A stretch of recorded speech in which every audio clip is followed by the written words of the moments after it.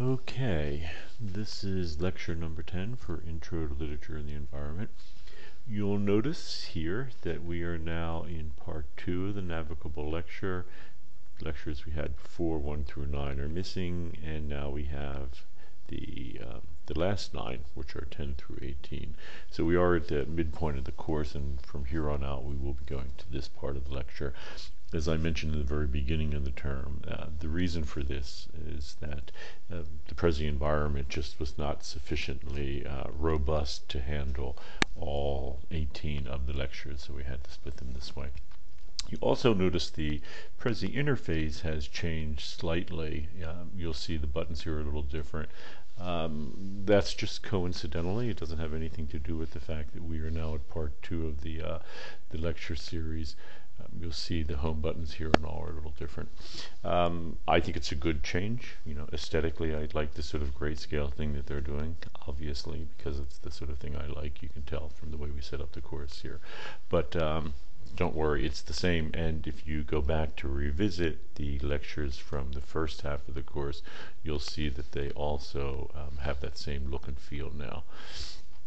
So here we are at number 10.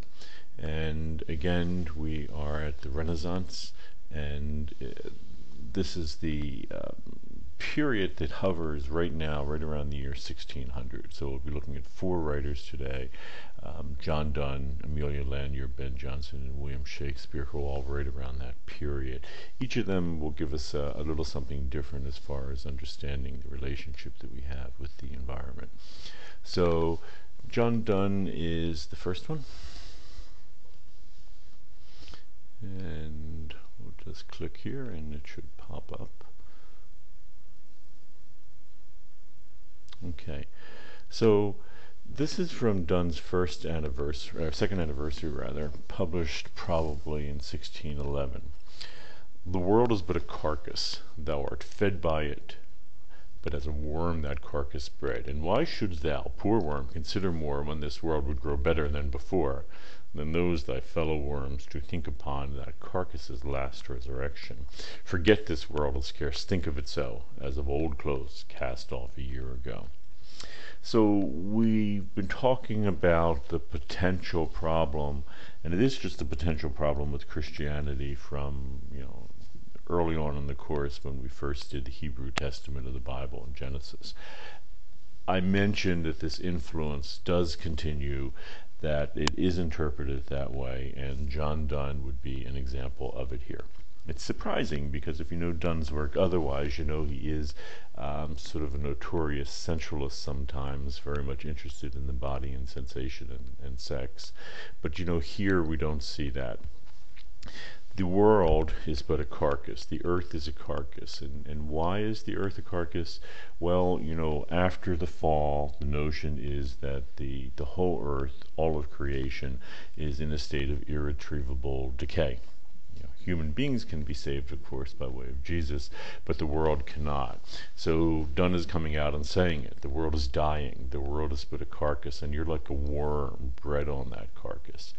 And why should you think about this world growing better than before? Why should you think about the possibility of it regenerating and being saved? Just don't think upon that, Don't think upon the carcass's last resurrection. The reference here is a surprising one.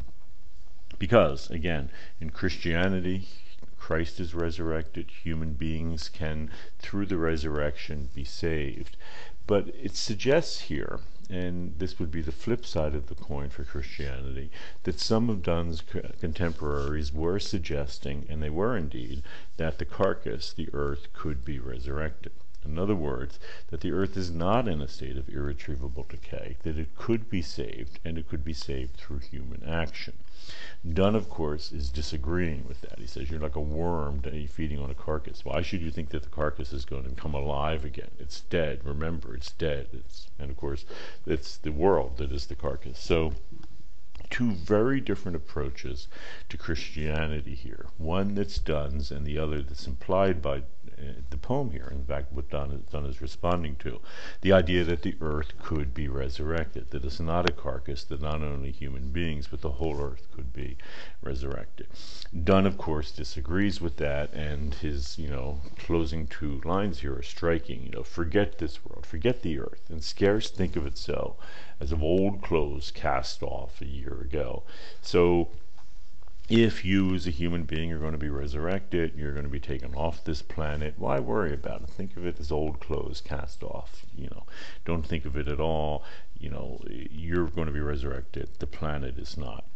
But again, encoded in this poem is the fact that there's another perspective out there that's increasingly gaining force, and that is that the earth is not going to be in a state of decay but can be resurrected. On the other hand, Donne is not of that opinion. We'll see the flip side with John Milton. Milton does not believe that the earth is in a state of decay that can't be stopped. He does feel that human beings should be stewards of the planet and take care of it. And we're going to see that stewardship idea emerge here directly with Amelia Lanyer, who's the next of our poets. So going back from Donne to Amelia Lanyer. We're talking about the description of Cookham. This poem was likely written in 1611. There's a little controversy as the actual date of the poem, but for now we can think of it roughly there. She is a contemporary of Shakespeare's. Shakespeare would have likely known her. This has led to a lot of speculation that she may in fact have been the Dark Lady of Shakespeare's sonnets. We don't know that to be the case. We don't know it not to be the case. We will probably never know one way or another. It's nice to think about, I guess, and from my perspective, because Amelia Lanyer is one of the most extraordinary, at least from a literary perspective, women of the era. So you think, who would Shakespeare have been, who would have captured his attention? Who better than Amelia Lanyer? But we don't know. In any event, she's a very different person, the Amelia Lanyer, than we know in real life than Shakespeare's Dark Lady. The Dark Lady is really just a scripted seductress. Lanyer, an 180-degree turn from that, is something of a proto-feminist, and we're going to see why you'd make that statement now. She was mistress of Henry Carey, Queen Elizabeth's cousin, and in this sense, she is like many of the women in the period. She doesn't have the agency that women would have today. She was sort of put together in this alliance with Carey at a very young age. It wasn't her decision. It's just the way that it happened for women in this period of time. It's been argued, and I think Barbara Lewalski, who's at Harvard, probably argues this better than anyone, that Amelia Lanyer is the first professional woman writer in England. And the reason for that is, the patronage system is how you made money as a writer in this period, and the period, the hundreds of years leading up to it. It's about to change as we get to the end of the Renaissance. But right now, you would make, in the year 1600 or so, you would make money as a writer if you had a patron. And how that works is simple. You write a poem for a wealthy person, the patron. They like the poem, they give you money for it. It's just that simple. Patronage is what fueled most of the artistic, or the great artistic works of the Renaissance, coming out of the Italian tradition, where in Florence and all, where you had wealthy families who paid people like Leonardo da Vinci and Michelangelo and the rest to create works of art. Traditionally, this patronage system had always been male. Men writers, men in power, their patrons giving them money. Men system. With Lanyer, it's going to change. Lanyer is obviously a woman. The patron that she has is a woman as well. So it's patronage being shifted over for women, and then arguably Lanyer is the first professional woman writer because she's making money the way other professionals would have at the time. The description of Cookham was written for Lanyer's patron, Margaret Clifford. So Clifford is herself in control of some money in that her brother is very wealthy. That becomes an issue in Cookham, as we're going to discuss in a minute. But Clifford had money of her own so that she was able to act as patron for Amelia Lanyer. So Cookham is interesting in that sense because it describes a community of women. If you read the poem, you will not see references to men. This is a thoroughly female project. Woman is the patron paying for it. The woman is a writer writing about it. Writing it, what's being written about are a community of women, which includes Amelia Lanyer and Margaret Clifford. Lanyer is going to be writing about the experience she has at this country estate. The estate is named Cookham, and that experience is going to be all about a community of women and just women. That's often referred to, incidentally, as a homosocial group. It is not necessarily implying that there is a sexual relationship between people in a homosocial group.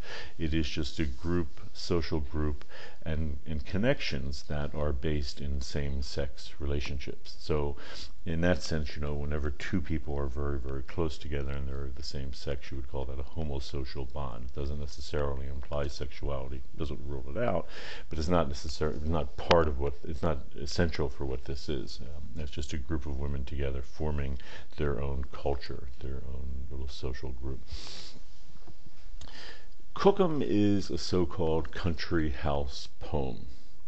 And I use the phrase so-called here because if you read both Cookham, which hopefully you've done, and Ben Jonson's Penshurst poem, you'll see that the country house isn't really there very much. In other words, it's surprising that it gets the name country house poem when the country house isn't much depicted in the poem. Instead, what you're going to see again and again, and from an environmental point of view, from our point of view, this is interesting, you're going to see the environment surrounding the poem, what is known as the country estate. So even though these works have taken on the name country house poem, if you read about them anywhere, read criticism anywhere, you'll probably find that designation. Think of them instead as country estate poems. They're really about the estate, they're really about the environment and the relationship that the house and the dwelling there has to the environment. In any event, either Cookham or Ben Jonson's The Penshurst was the first country estate poem. We're not really sure which. They're both coming on the scene in the second decade of the 17th century. It's a question of when they were published and when they were written. As far as when they were written, we're really not quite sure, but they sort of independently create this genre. And it is a very short-lived genre. We're going to read upon Appleton House by Andrew Marvell, which is written 40 years later, less than 40 years later, and it kind of dies out then. There are works in the 18th century that are sort of like it, something like Pope's Windsor Forest, but really this is a very short-lived phenomenon. And the reason is, I'll just give you a little hint as to what happens, is this is a description of the environment, the country estate, written at a time when patronage is working.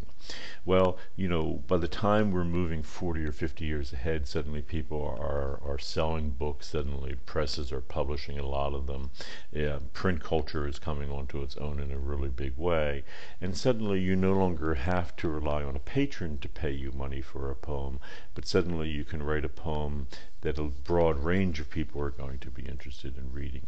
So you're not really having to describe an estate where someone lives, which would be a very appealing, obviously appealing to someone there to hear about how great their house and grounds are.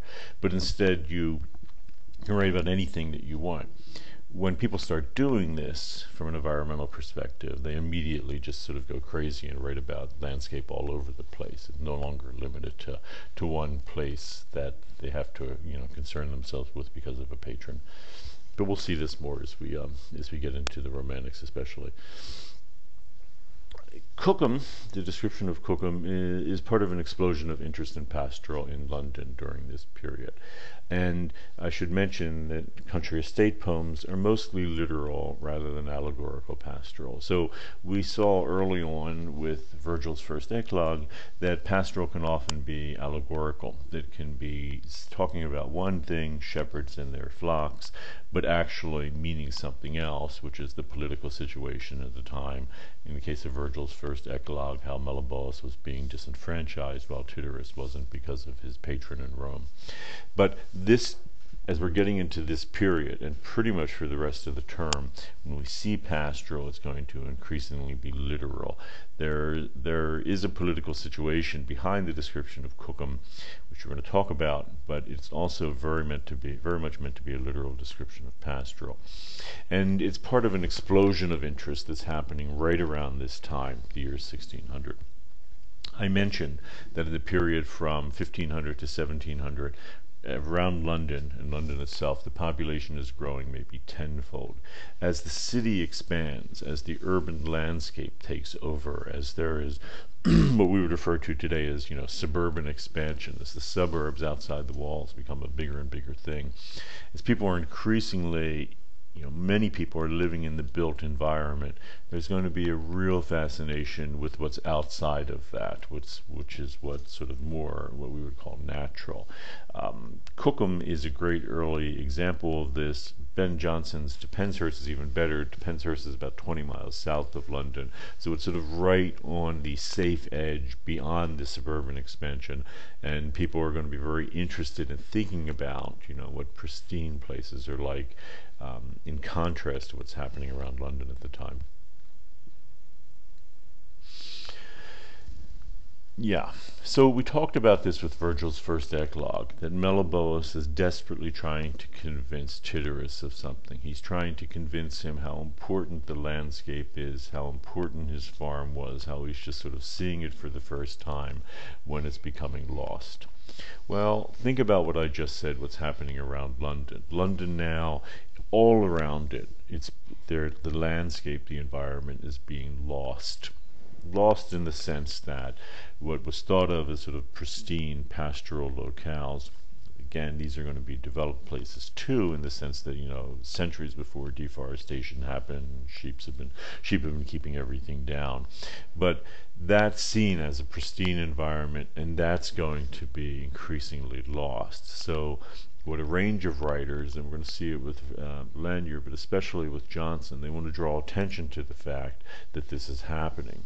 In that sense, they're trying to elicit in their reader an environmental consciousness. They want to make you aware that something is happening. Just like Meliboeus wanted to make Tityrus aware that something horrible had happened, that he had lost the landscape that he cared so much about.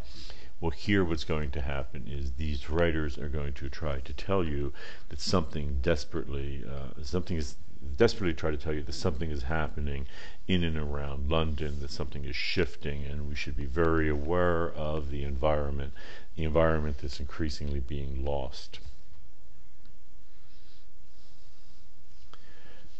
It's different here, though, in the sense that, Tityrus, Meliboeus, and Meliboeus's patron, or Tityrus's patron in Rome, which would have been Caesar Augustus, all men.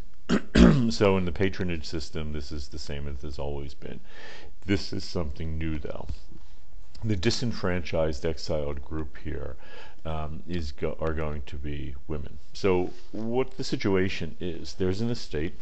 It's the Cookham estate. It's owned by the crown, and you would lease it from them for a relatively long period of time, which Margaret Clifford's brother has done. Margaret Clifford has always lived on this estate. It's her home. Suddenly her brother decides that he doesn't want to renew the lease. What happens then, and what's talked about in this story, is these women become exiled. They had no role in the decision. They are disenfranchised in that sense, and they're also going to be, kicked out and exiled. So very much like Meliboeus. Meliboeus has to leave his farm because of these political decisions that were being made sort of outside of his ability. These women do not have access to the political situation that would allow them to keep the estate. They very, very much care for the estate. Amelia Lanyer, again Margaret Clifford's friend, has lived on the estate for a while. She's visited there. She knows it. She sees how much Margaret Clifford loves it. She sees what's going to happen. So it's the same story. It's a story of exile. It's a story of being disenfranchised, but not a man, Meliboeus in Virgil's case, but this time Margaret Clifford and the sort of homosocial group of women that enjoyed the estate too.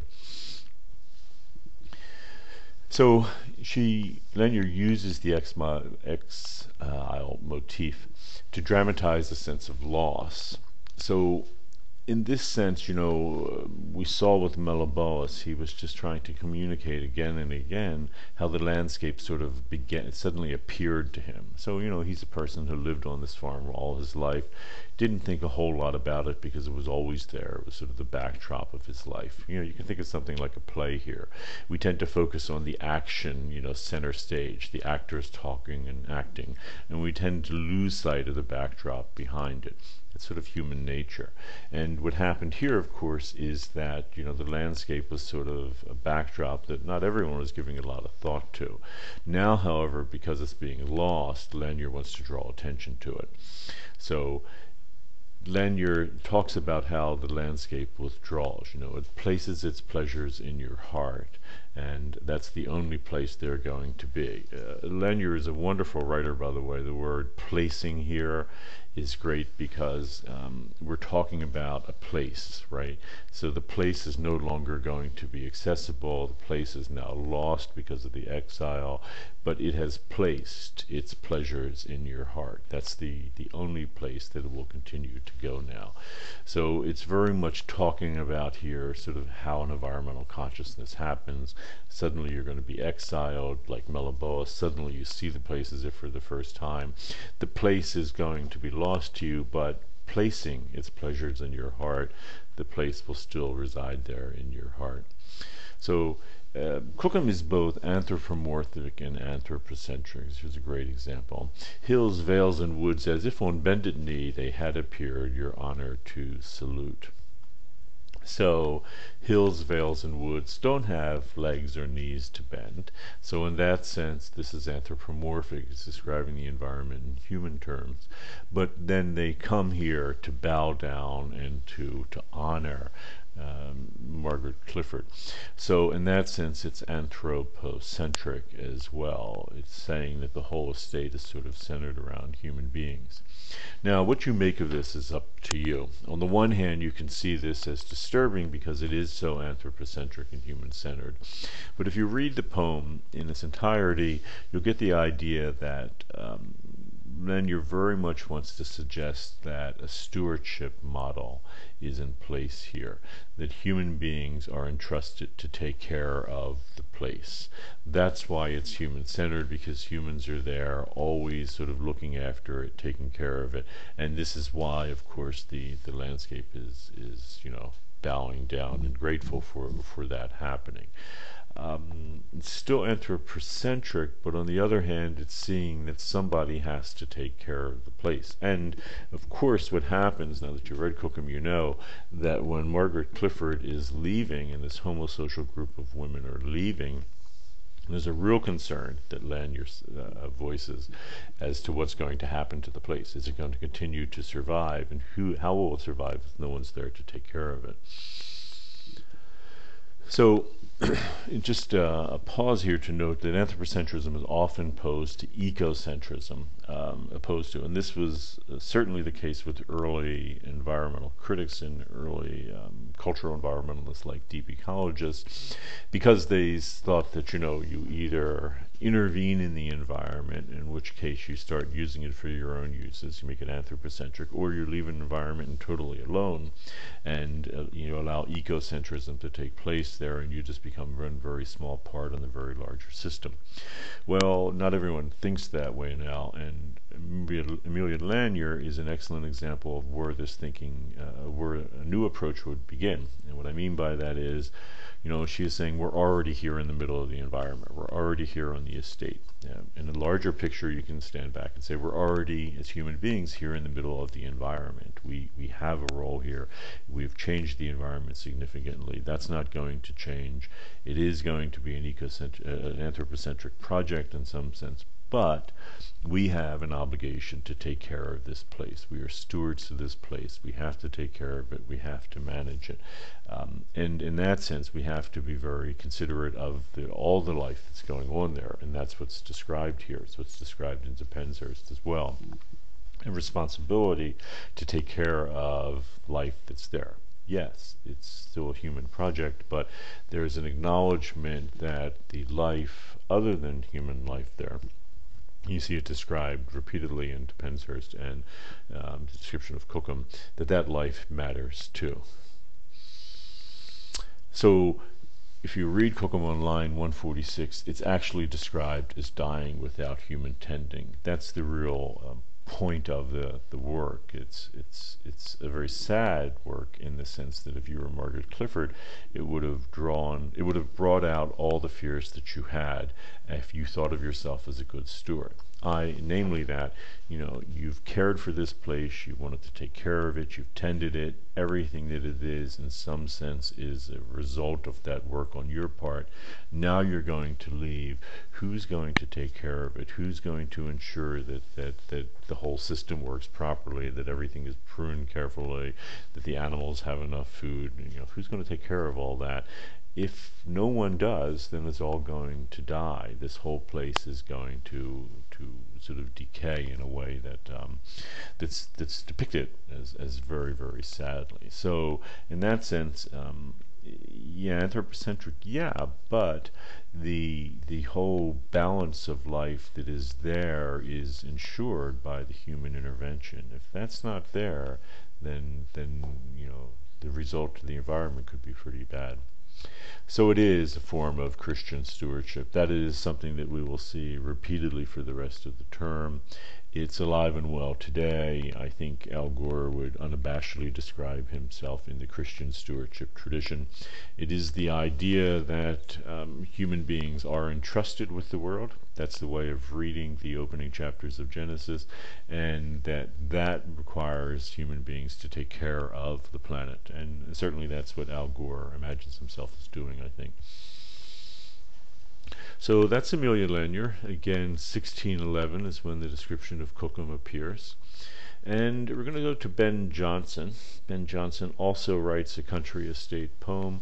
To Penshurst appears in 1616, published then. By the way, I should say, I think I just said that the description of Cookham appears in 1611. It's not the case. It's likely when it was written. If so, it may predate when Jonson was writing to Penshurst.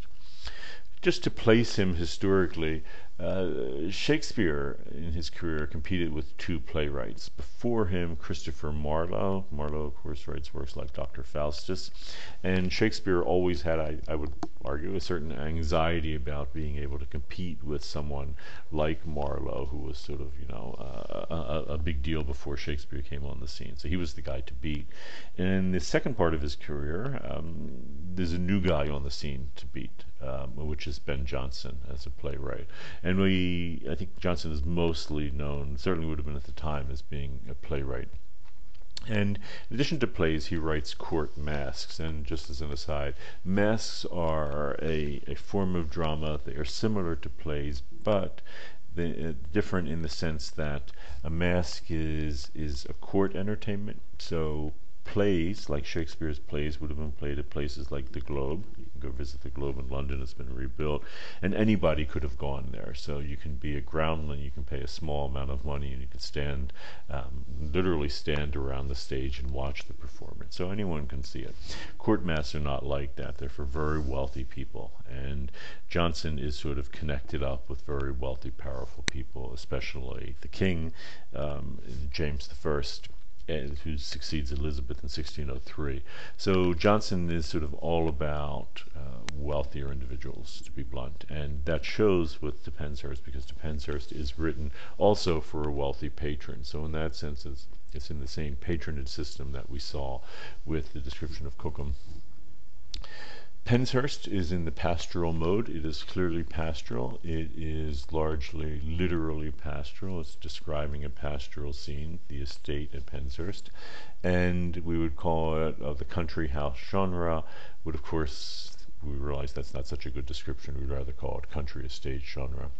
And because of that, and for that reason, and the reason for that is, of course, that as in Cookham, the house is largely absent in Penshurst. If you read it, even in the beginning where Jonson is talking about houses, it's not the house at Penshurst he's talking about, it's other houses that are a contrast to it.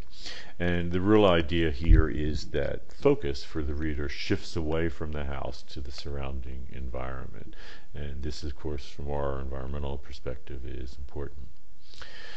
So Penshurst is highly critical of what at the time would have been known as early modern, or would have been known as prodigy houses. A prodigy house is another way of saying like a trophy house, or a really large house that people build to show that they have a lot of money. We saw this in the very beginning of the term with the Nickelback song "Rock Star," where the speaker of the song is imagining that that he would have a large prodigy house himself, a house so big that it had a bathroom so big you could play baseball in it. Jonson is going to be very critical. He would, if Jonson had heard Nickelback's song, he would have immediately attacked it on those grounds that we suggested. And when he looks at these prodigy houses, and they are being built all around London and the suburbs now, Jonson is going to be critical. And so, thou art not, so Penshurst, he's talking to the house like a person, you are not built to envy a show. So Penshurst, you're not built to just make people envious. You're not built just to be a big house of touch or marble, and touch is like a stone like marble. Nor canst thou boast a row of polished columns or a roof of gold. Thou hast no lantern whereof tales are told. So Penshurst, you're not built to be just this show of wealth. You don't have a lot of marble, in your construction. You don't have a row of polished columns out front. We'll show you what that would have looked like in a minute. The roof literally hasn't been gilded in gold.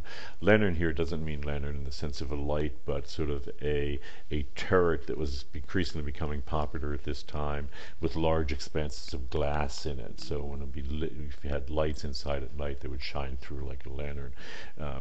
Glass was increasingly in large sheets becoming possible because of new technological developments. But in any event, he's saying here from the very beginning, the Penshurst is not like this, that there are this new style of trophy house that are all about showing how much money you have. And look, today we do the same thing, right? In the last 20 years, suddenly every house has to have marble in it, marble on the countertops, marble on entryways and all, often imported from all over the globe. Jonson would see this, and I think the movement in the last 20 years in the United States towards larger houses, trophy houses, Jonson would see this as perhaps we all rightly should, as environmentally problematic. The difficulty is prodigy houses, these large houses, could not be sustained by their surrounding resources.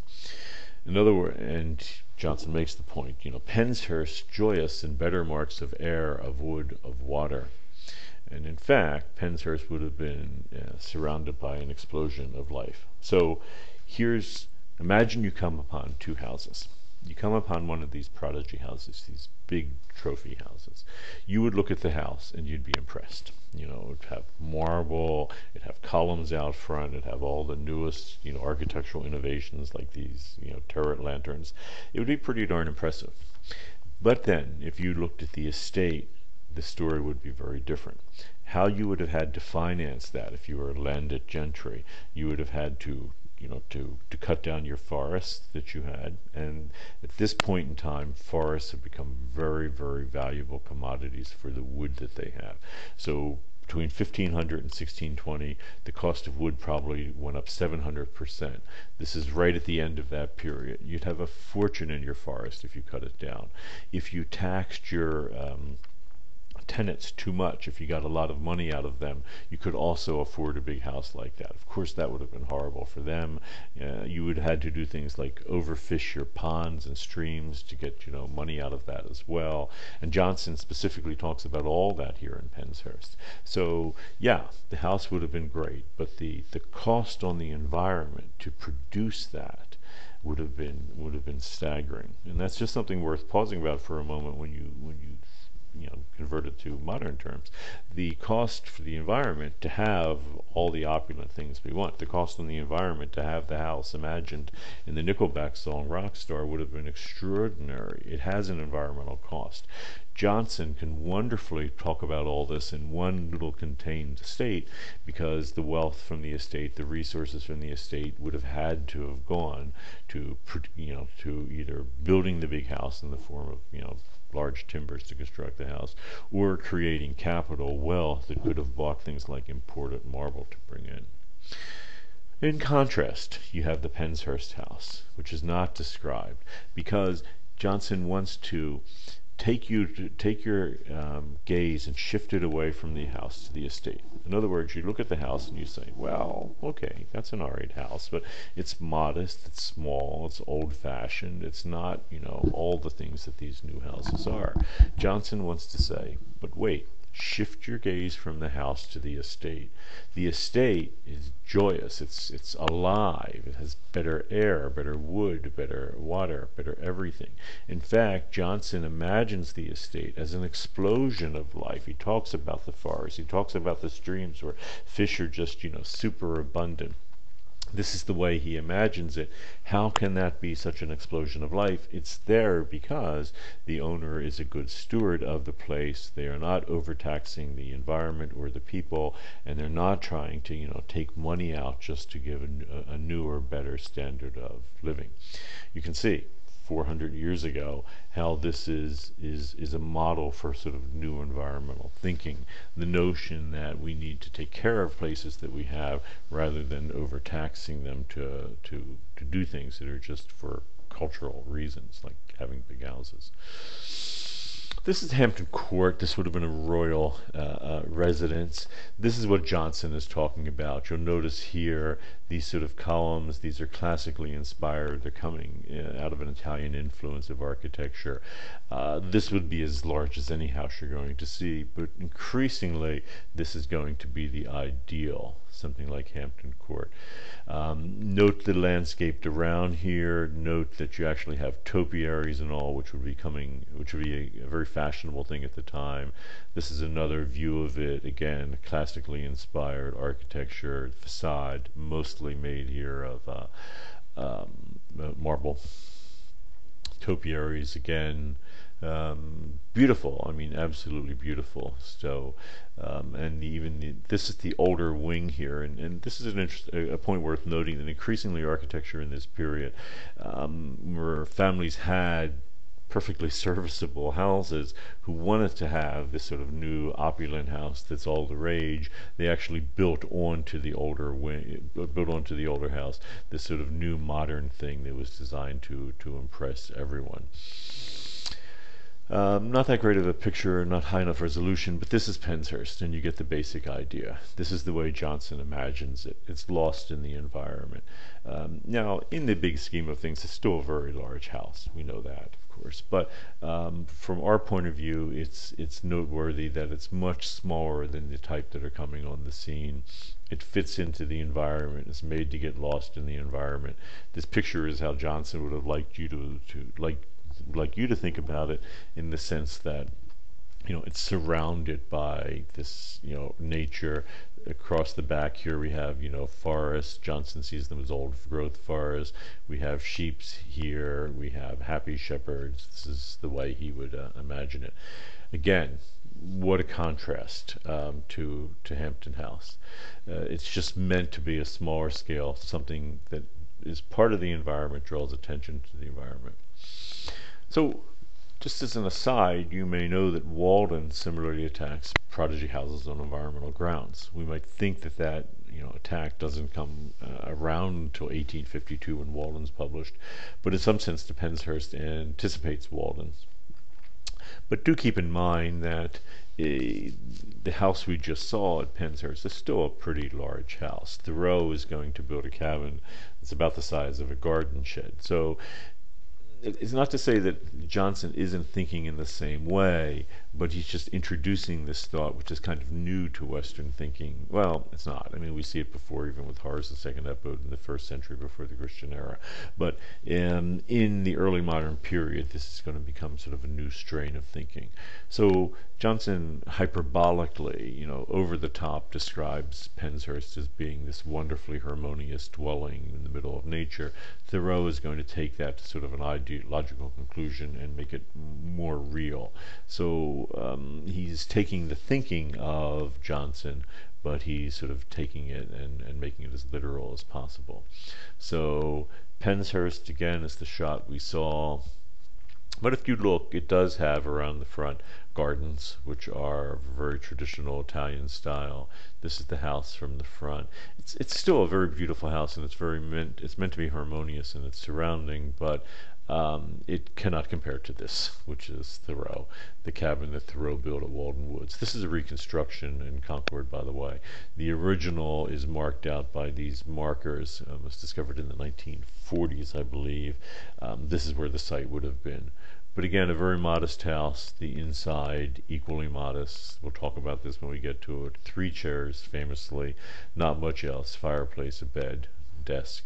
So it's difficult to compare the two, but the underlying thinking, we really should have here a picture of Hampton Court, which is being rejected for something simpler and more modest, which is what Jonson is suggesting. So let's continue here with the Penshurst.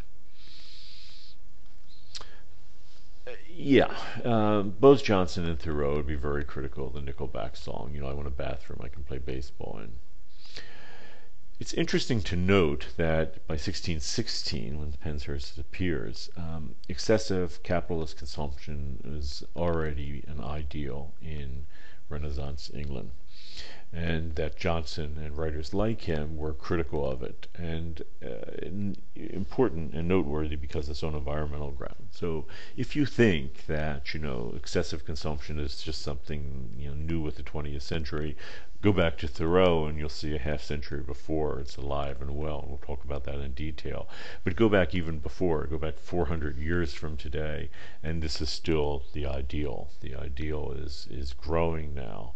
And many things that we still have today, or some things like large lawns and expansive lawns, and we'll talk about this later in the course, are coming from this tradition. These country estates all had these amazing settings that we saw with Hampton House, with these beautiful lawns sort of framing the scene in front of it. We still want that for our houses, and even when we build houses on very small lots, we still need that, and that's environmentally very problematic, and we'll talk about that. But clearly, 400 years ago, excessive consumption is an ideal, and 400 years ago, people like Ben Jonson were already drawing attention to it as being problematic. So just to be clear, though, things start in small ways. Jonson is rejecting the opulence of Hampton Court for something more modest like the Penshurst estate. This is not to say that his argument is going to be as radical and as complete as Thoreau's. It's just not the case. Thoreau really takes it to its sort of logical conclusion. But the underlying thinking in Walden is already here in Jonson, and we know for a fact that Thoreau read Penshurst and other country estate poems, although I think it very unlikely that Thoreau read Amelia Lanyer, which was only sort of recently rediscovered in the second half of the 20th century. So Penshurst is interesting because we saw with Virgil the emergence of environmental consciousness by way of Meliboeus. And we saw this again with Amelia Lanyer. So with both Virgil and Margaret Clifford, in the description of Cookham, we have individuals who are being exiled. They're being sent off their estates, their farms. The moment that they realize they're going to be exiled, suddenly the estate appears to them as if kind of for the first time.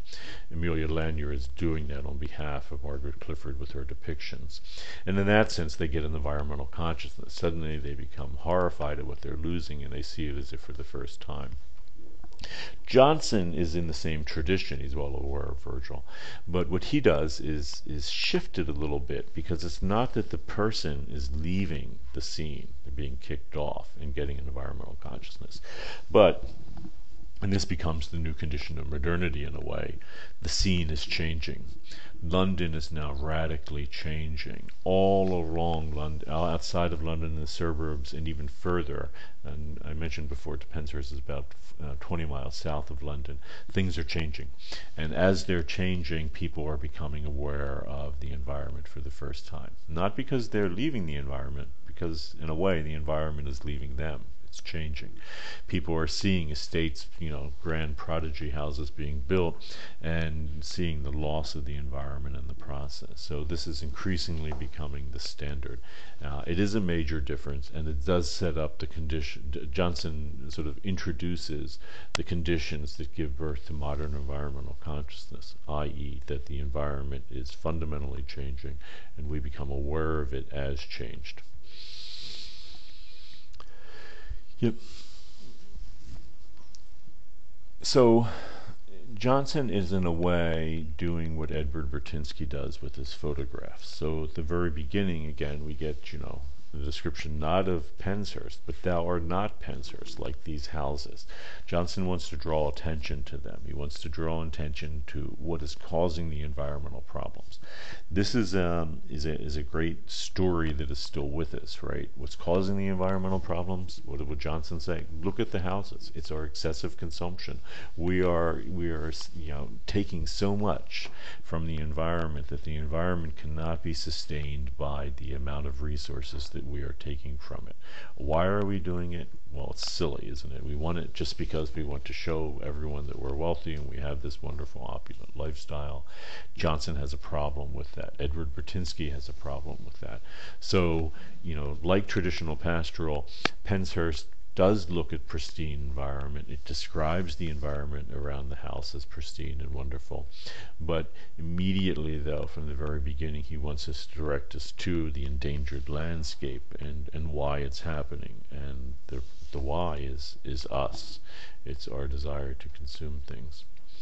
So in a way, to Penshurst, what it does is to gesture to surrounding environments. This is, if the thought of living a modest lifestyle starts in Jonson's era and sort of culminates with the Rose Cabin, the idea that a house can sort of gesture away from itself toward the environment would culminate in something like this, which I guess is the 1930s in Pennsylvania, with Frank Lloyd Wright's Falling Water. This is a house meant to invoke the landscape and be part of the landscape. How it does it is this.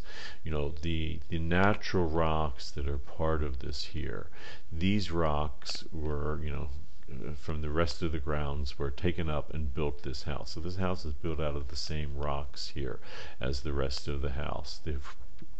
And what Wright is doing is, by looking at the houses here, suddenly you're drawn down to the rest of the stones here. This house is meant to be part of the environment, that gestures to the environment, that shows that it's part of the environment because of the houses, the stones that it's built out of. And in a way, then, it gestures to the rest of the environment. You can see something like this with the stone wall, even clearer, right? These stones here, you can see that this is a human creation, that this didn't happen naturally, but they gesture to what else is going here. I took this, by the way, I guess I was backpacking in the Lake District, maybe, England? I forget. But you can see here that this is the idea that a house can draw attention to the environment and can draw attention that is made and is part of it. Jonson very much wants to see the creation of the house at Penshurst as part of the environment, as part and parcel with it. And there's a larger story here, of course, that he wants to say that that's how we should be in the environment, right? That we should live in harmony with the environment, in the sense that we should, not overtax it. We should build out of natural materials close by, and we should sort of celebrate the environment that we have by way of how it's the house is constructed. Yeah. So in that sense, the house is making a pastoral gesture. You're looking at the house, and you see the house, and you see the stones in the house and all, but then you sort of look out, and you see outside of it the environment, and it is meant to be a celebration of the environment. You can see something like Hampton Court. It's just the opposite, right? It's not just that it's large, but it's made irrespective of the environment. It's made of, many parts of it are made of imported material that have no bearing at all to this immediate environment. It's not made in a way to draw attention to it or seem harmonious with it or anything. It's just, it doesn't matter. Modern tract houses would be the same. So now that you're seeing, what began in places like Levittown, Pennsylvania, 60 years ago, after the Second World War, now those sort of modern tract houses are all over the world. You see them being built in China and Europe and elsewhere, irrespective of the environment. They have no connection to the environment. They make no gesture. They're not part of it. They're just something that is a cultural thing rather than any way environmental. Yeah. So Jonson is attempting to gesture to the pristine environment. Again, that's why this is better described as a country estate poem. He doesn't want you to look at the house. He wants you to see the house, but then immediately look to what's around. What's around the environment is important. Hampton House wants you to look at the house and forget about the environment. But of course, from an environmental point of view, Jonson's prescription is a far better one, because he's saying, think about the cost of human habitation. Look at the house and then look at the environment. Look at the way we live and look at the environment. What is the cost of our living, of our dwelling on the environment? So, moving from to Penshurst. So we've now done Donne, Jonson, and Amelia Lanyer. Let's go to Shakespeare, whose As You Like It is written right around this period. We're hovering here right in 10 or 20 year period. This is written right around the year 1600. The forest of Arden in As You Like It was a real forest, Warwickshire, England. And it would have captured the imagination of the urban audience that would have been, seeing this play in London, insofar as it's well outside of London, far away up to the north, and it would have been imagined as like a locus, Amoenus. So sorry about the resolution of this, but this is the forest of Arden today. There aren't too many pictures of it, but a real forest. But also keep in mind that in addition to the sort of forest area in the background, and again, sorry for this low-res picture, even though it's a forest, it would have had what we would think of as pastoral locales in it, in this sense, like this. Pastures with sheep and shepherds. We see a real shepherd in the play Corin. So it's not just a forest, even though it's described as a forest of Arden, it is this sort of mixed environment that is also farmland in the sense of pastures. Right. Yeah, Shakespeare wants to do something with this. He wants to describe it as a locus Amoenus, but he is making an interesting observation here about how perceptions of the environment are not only influenced by works of art like Pastoral, but the perceptions differ widely. So when you see a pastoral scene, what is it that you see? It's a fascinating question because it really gets to the heart of what it is when we look at nature. What do we see? Different people see different things. That's what Shakespeare wants to draw attention to here. He does it wonderfully in the play. Another way of putting it is that, the subject position, where we are subjectively, very much influences what we see. And this will matter greatly because someone like Rachel Carson, who doesn't come on the scene for another 350 years, wants to argue, is aware of this fact and wants to cause us to see the environment in a certain way that we hadn't seen it before. And that's a trick, and it's a fascinating one. But increasingly, if you want to develop an environmental consciousness in your reader, you're going to have to do that. But to do that at all, you have to be aware of the fact that the environment is very much subjectively experienced. And Shakespeare wonderfully and very playfully does that here. So just to let you know, the reason that Shakespeare can do that, I think, is that he had played with the pastoral genre before. He had written a pastoral play in the early 1590s, The True Gentleman from Verona. Not much. It's performed every now and again and all, but I mean, compared to something like As You Like It or Lear or Hamlet, it's not as popular a play and not as sophisticated a play. It's coming from a very old, the older tradition of pastoral, this sort of simple pastoral life that people like. It's very much says something about Shakespeare, I guess, that Shakespeare originally inherits that tradition and yet is able to do something entirely different with it by the time we get to As You Like It. He also does something completely different with it in The Winter's Tale, which unfortunately we don't have enough time for. So, As You Like It presents pastoral life from a variety of perspectives. So, starting in Act 2 of the play, you have members of the Duke's court, including the Duke himself, talk about the forest of Arden surrounding them. And it's fascinating because if you didn't see the forest at all, if you see this sometime in films where you actually see a picture, the shot of the person looking at a painting. You don't actually get to see the painting, and sometimes with filmmakers are clever, they don't let you see the painting. You just see it through the eyes of the person describing it, or you see their fascination or the look of awe on their face or whatever. If you were to look at each of these people, starting with the Duke describing the place, you'd get a very different view of the place if you never saw it yourself. So the Duke starts, and I'm going to go that's a little sub group here of passages from As You Like It. So this is the Duke. Notice the way he describes here.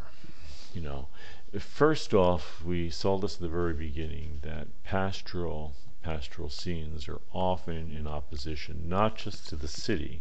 We saw that, we were talking about that just with Jonson and suburban expansion outside of London, but the court as well. You know, so these courts are free from the peril of the envious court. You know, all the problems, the painted pomp of the court and all. You know, these woods are far more beautiful than that. Shakespeare is actually having a little fun here because one of the things that we see in pastoral again and again, that it's always set in a perfect springtime scene. It's always like perfect April weather. Shakespeare knows that that's not the case with England. It may be the case with the Mediterranean, where pastoral emerges, where you have true Mediterranean climates, but here it's different. You know, here we feel the penalty of Adam. You know, there's churlish chiding of the winter's winds. And, you know, even this, though, is not enough to dissuade the Duke. He still thinks it's a pastoral place. You know, even when the churlish chiding of the winter winds bites and blows upon my body, I shrink with cold. I smile and say, this is no flattery. These are counselors that persuade me, that feeling persuade me what I am. In other words, you're shivering and you're feeling, you know, life sort of being announced across your body. You feel your body. It tells you who you are. So sweet are the uses of adversity. You know, it's good you have these things. It's okay that life has things like cold and all. But, you know, but this life exempt from public haunt finds tongues in trees and brooks and running brooks and sermons in stones and good in everything. I would not change it.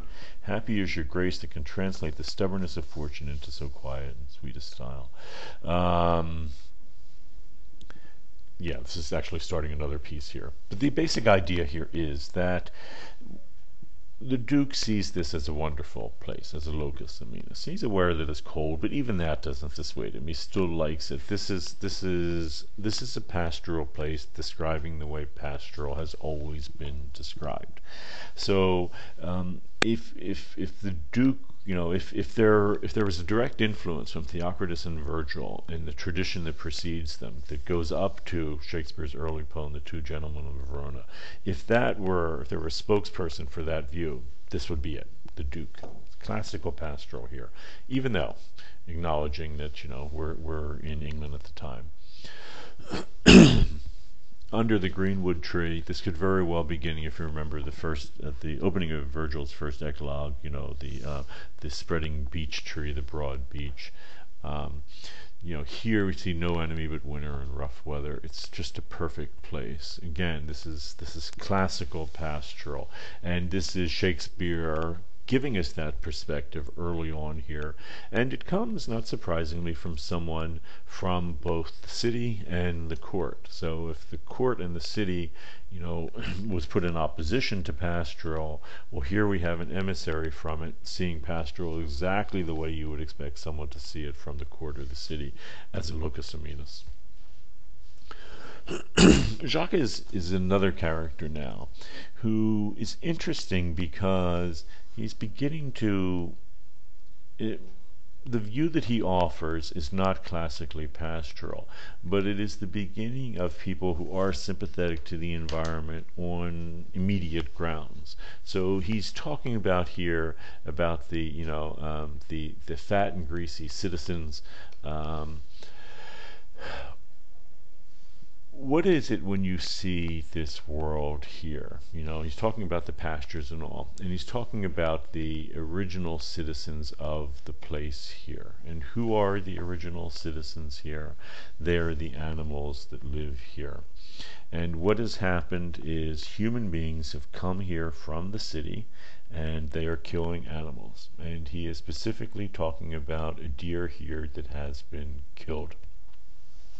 These are his, left and abandoned of his velvet friends, velvety deers. One is alone, and of this our sweet life, swearing that we are mere usurpers, tyrants, and what's worse, to fright the animals and to kill them in their assigned and native dwelling place. So here is the thing: the poor deer here, who is the true person, the true heir to this place, the one who lives here. This deer is being killed by us, the usurpers and tyrants, who come to this place and have taken over. So it's a fascinating general argument being advanced by Shakespeare about wilderness and human beings. This is, again, not out of the pastoral tradition, but this is something that we'll see again and again. Really comes to a height with early environmentalists in the second half of the 20th century, like deep ecologists, in the sense that this is what happens when human beings go out into wilderness. They screw everything up. They kill animals. They are usurpers and tyrants. If Jacques could have his way here, everything would be left as it is. There would be we wouldn't allow human beings to come here and do this. We should leave it as it is. They are the true inhabitants. They are the true heirs of it. We should stay out of wilderness, and we should just, let it be the way it is. That's the way it should be. Enormous sympathy for the place here, enormous sympathy for the animals here. This is an early environmentalist view for sure, but of a type of early environmentalism that in the 21st century maybe not as common, insofar as we realize that human beings are now occupying most of the world. We're already there. We can act like usurpers and tyrants, but on the other hand, we perhaps should act, as Amelia Lanyer would suggest, as stewards to take care of this place. So now you have touchstone is another perspective here. Now I am in Arden, the more fool I am. When I was at home, I was in a better place, but travelers must be content. He's clear, he's from the court, he's from the city. He likes it as well enough. But on the other hand, he is able to give sort of a balanced view of it. So he's talking to a shepherd, truly shepherd in respect of itself. This is a good life, but in respect that is a shepherd's life, it is not such a good life. In respect that it is solitary, I like it. I like being solitary. But in respect that it is private, it is very vile because, I get lonely here. Now, in respect that in the fields, it is pleasant. It pleases me well enough. I like walking in the fields. But, it's as much as nice as that is, but in respect, it's not the court. It's tedious. I mean, you can only walk around a field so much. It can be kind of a boring place here. As it is a spare life, it fits my humor well. So I kind of like Spartan life with not a lot of things, but as there is no more plenty in it, it goes much against my stomach. Well, spare life can be kind of bad. It's nice to have, live simple, easy life, but sometimes you want more diversion. You want, nice things to fill your stomach.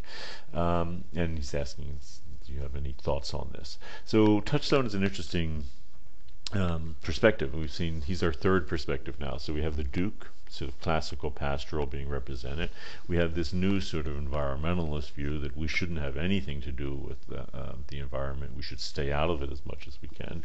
And we have Touchstone, who, in a way, is the fool here, but can see things from a variety of perspectives. He can see that there's appeal here. He understands the appeal of country life, but because it's country life, he sees the shortcomings, that in the city it's more interesting, you have more interesting food, you have diversions and all that.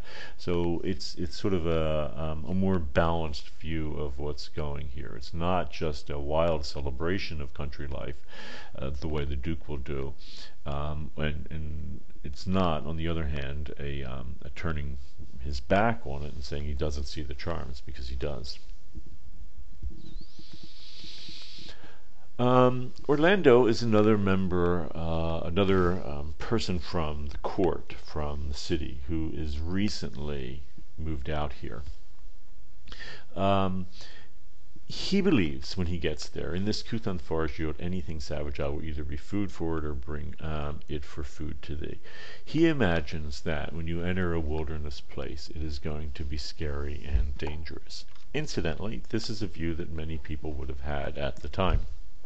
So, Orlando encounters people in the forest, and most people at the time would have thought if you encountered people in the forest, they might be up to no good. Why would they be there? They're probably some sort of criminals or something. The story of Robin Hood, of course, comes from this, that Robin Hood and the people that lived in the forest would have been criminals, but Robin is not.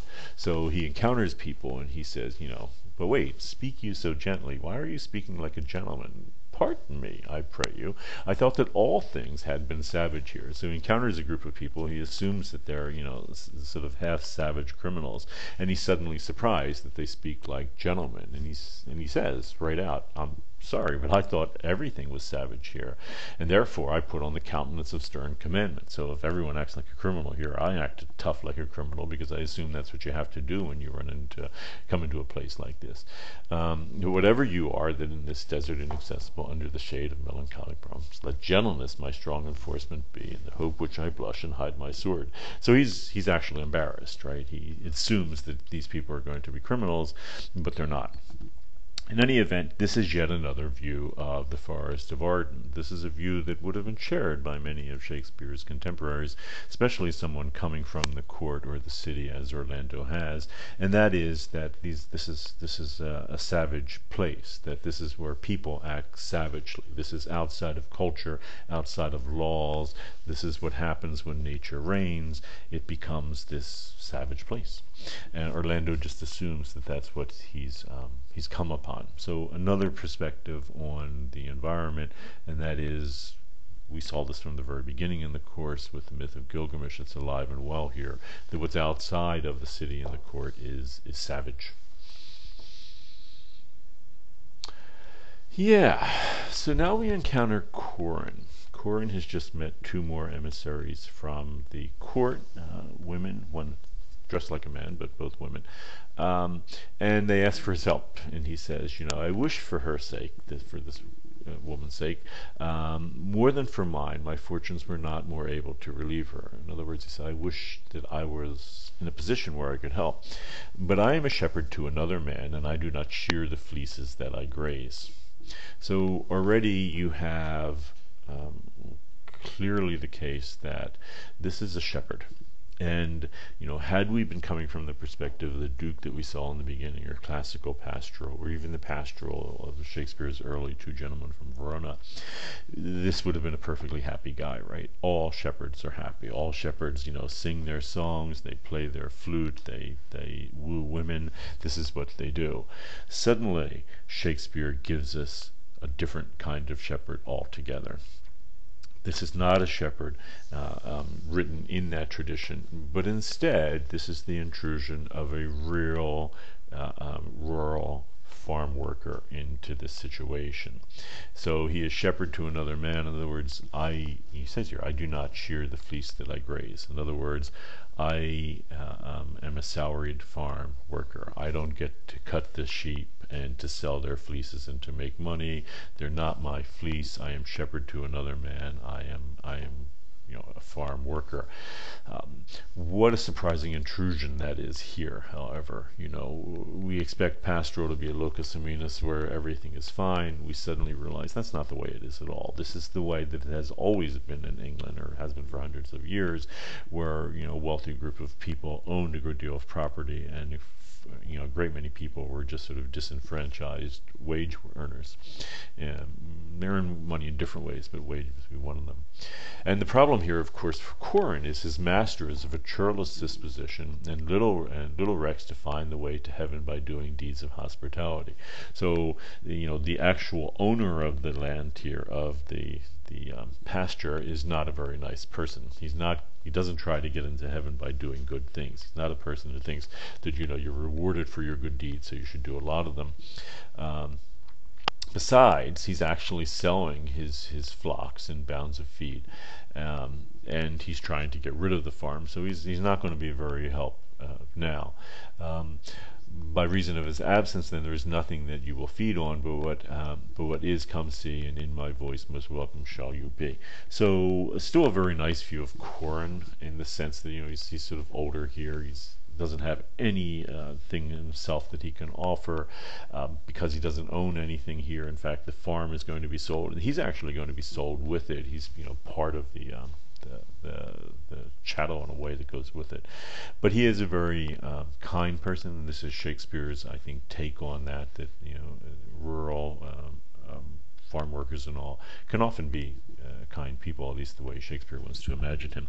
But still, he is imagined very differently as the sort of shepherds that we would have expected to see in something like this.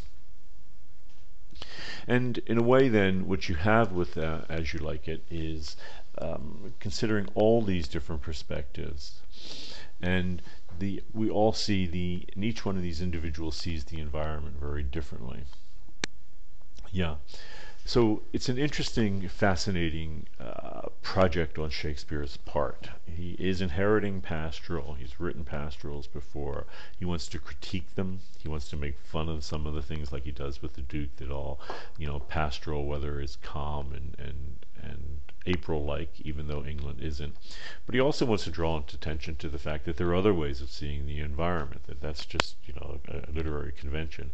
You can see it as a place like wilderness where people shouldn't be at all. You can see it as a savage place outside of the walls of the city. Again, we've seen this since Gilgamesh. You can see it the way in a way that really is for people who actually live there. Real shepherds like Corin are not going to write pastoral poetry, because it would be completely discordant with the life that they do live. So it's a fascinating send up, in a way, critique in a way, of pastoral that's being done by Shakespeare. Okay, so that should finish up us for this lecture.